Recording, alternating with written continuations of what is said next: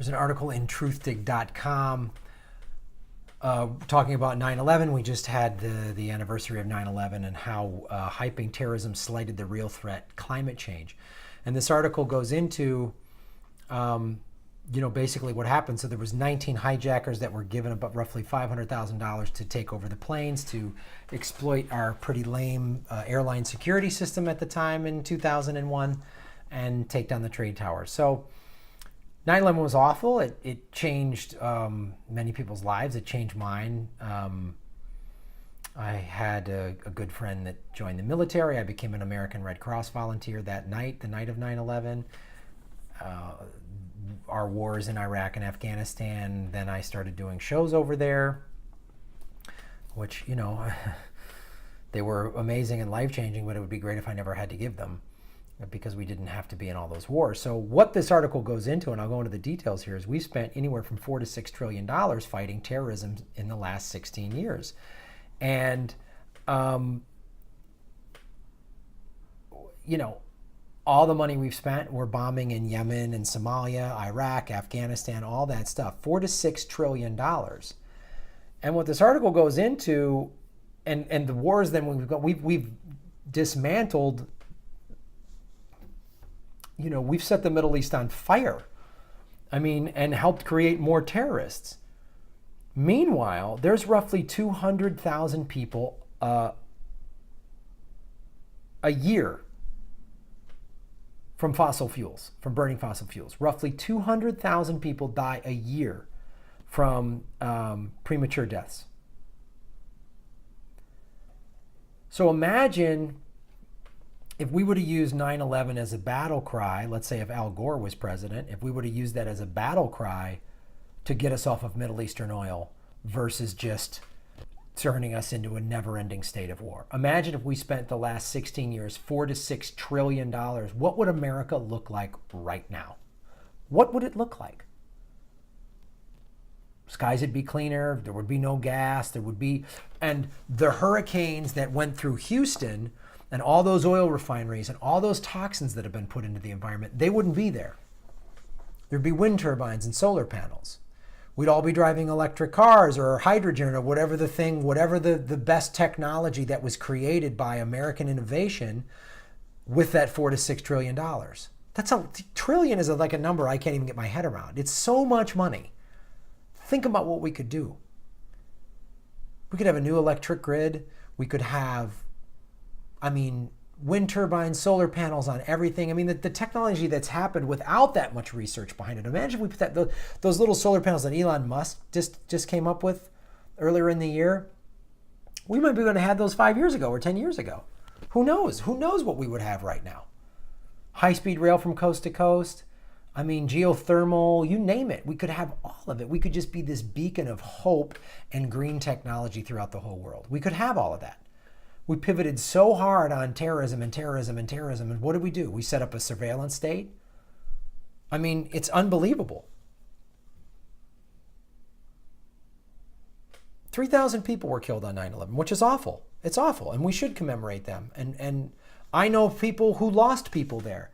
It's awful. 9/11 was awful, and we should never forget it. But we could have dealt with it so much better, and we still have a shot at saving this planet. Because blowing it up with bombs and deregulating the oil industry and the bank industry isn't going to do that. It's like, I'm going to read a little bit from this thing. So we lost 3,000 people in 2001.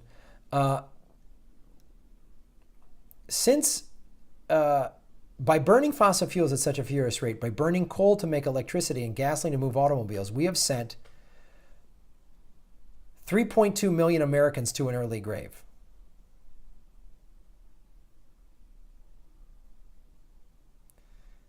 But that death toll is tiny compared to the climate genocide our political leaders and captains of industry have planned for us. The United States is emitting 5.4 billion metric tons of carbon dioxide each year. The world is emitting some 45 billion metric tons of CO2. That heats up the oceans, which in turn put more water vapor in the air and support more destructive hurricanes. It also raises the sea level by melting surface ice, and by increasing the volume of seawater itself, warm water takes up more space. One storm, fed by the extra warm water of the Caribbean, Harvey, appears to have caused $180 billion worth of damage. It totaled 1 million automobiles. Harvey was one in a 500-year storm. But then Irma was likewise, and at one point just sped along for days at 185 miles an hour at a combined speed and duration that had never been recorded. Harvey comes after Sandy, which caused $120 billion in damage. Sandy was able to get all the way up to New York City because the Atlantic has warmed up. In the old days, New York water would have been cold and would have stopped their hurricane from getting that far north. The United States should have swung into action in the 70s when Exxon, was Esso then? I don't know. Scientists discovered that burning fossil fuels was causing global heating. Exxon discovered that. We needed a Manhattan Project in the Reagan years to develop solar and wind. It did not happen. Reagan and Bush were back in the pockets of big oil. Carter put solar panels on the White House. Reagan took them down. We can do this if we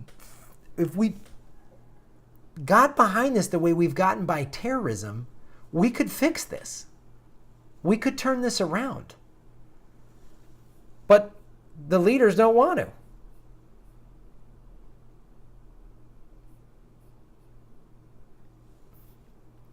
I'm going to leave you with this.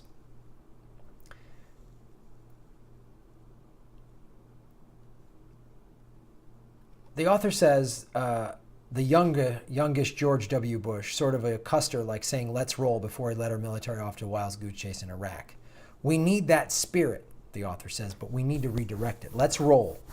Bike or ride a bus or get an electric car. Put solar panels on your roof if you own a home, and we will be in it, and will be in it for 10 years or more. Use energy-saving light bulbs. Lobby your utility and state legislature for green energy.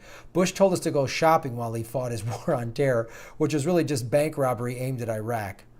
I'm saying the war on climate change requires everybody to join in, because if we don't, our homeland is in danger like never before in history. This was written by Juan Cole of Truthdig.com. I'll put the link in the show notes below, along with the Patreon page. It's a great way to support the show.